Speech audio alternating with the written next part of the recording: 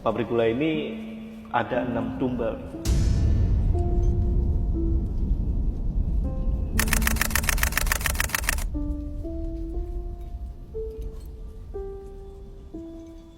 Orang yang kerja di sana, Mas, itu udah tahu ya, kalau kontrak kerja di sana itu kontrak luar dalam, Mas. Maksudnya gimana tuh? Ya kontrak nyawa sama kontrak kerjaan. Hanya untuk menjadi sebagai karyawan Iya. pabrik gula.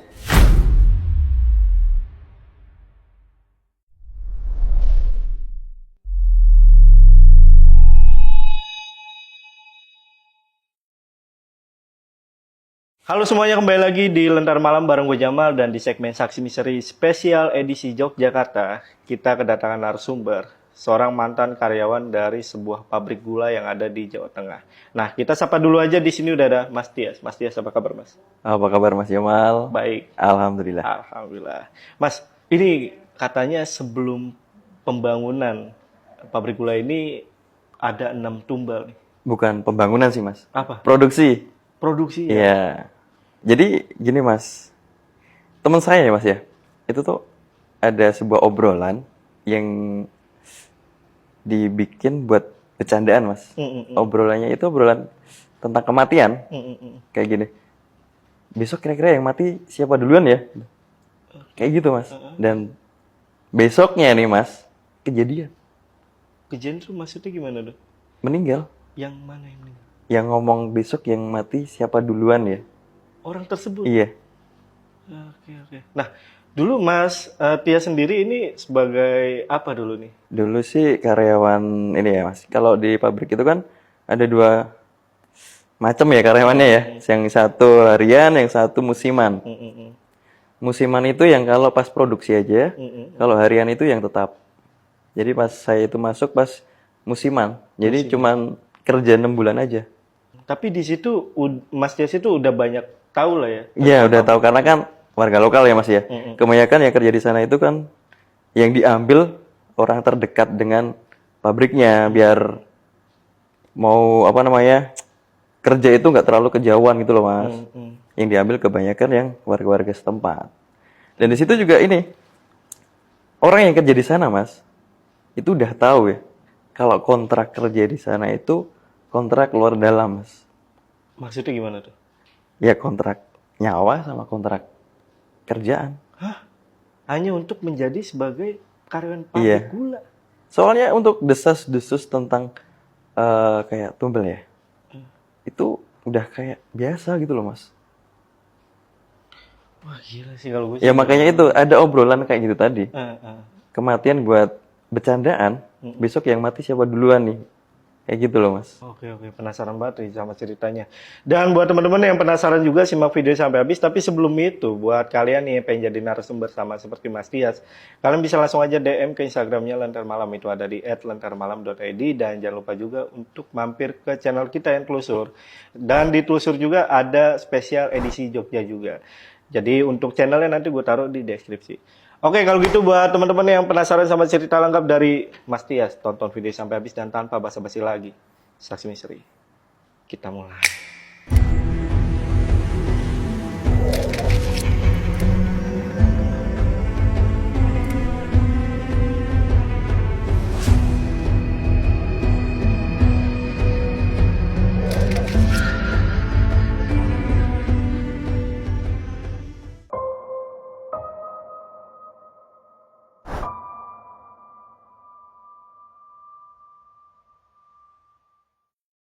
Jadi itu kejadiannya udah beberapa tahun yang lalu ya, Mas ya.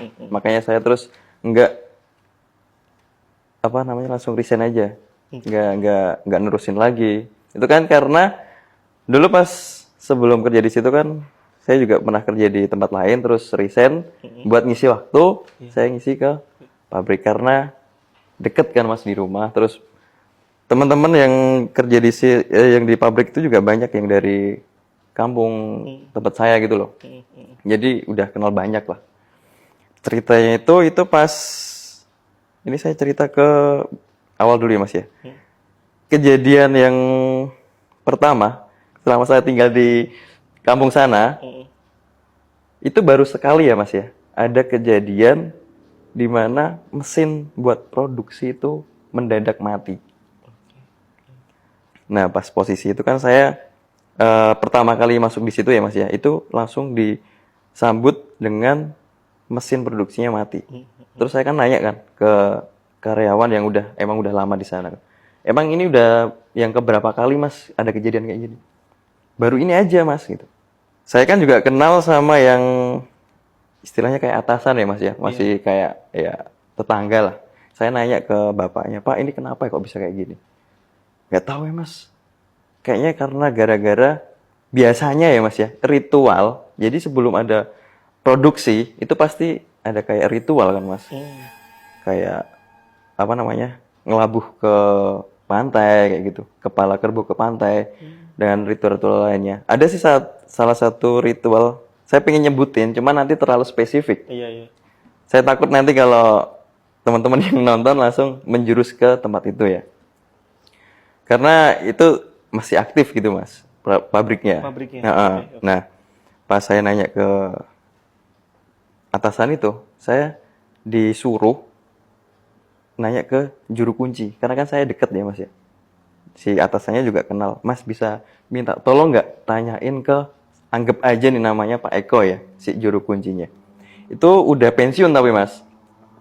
Jadi siang itu juga pas mati mesin ya, saya kan langsung izin ke rumah Pak Eko. Pak, ini saya diutus sama Bapak ini, Pak Eko suruh ke pabrik. Lah kenapa Mas? Itu kok mesin produksinya tiba-tiba mati mendadak. Bentar Mas. Kemarin yang apa namanya?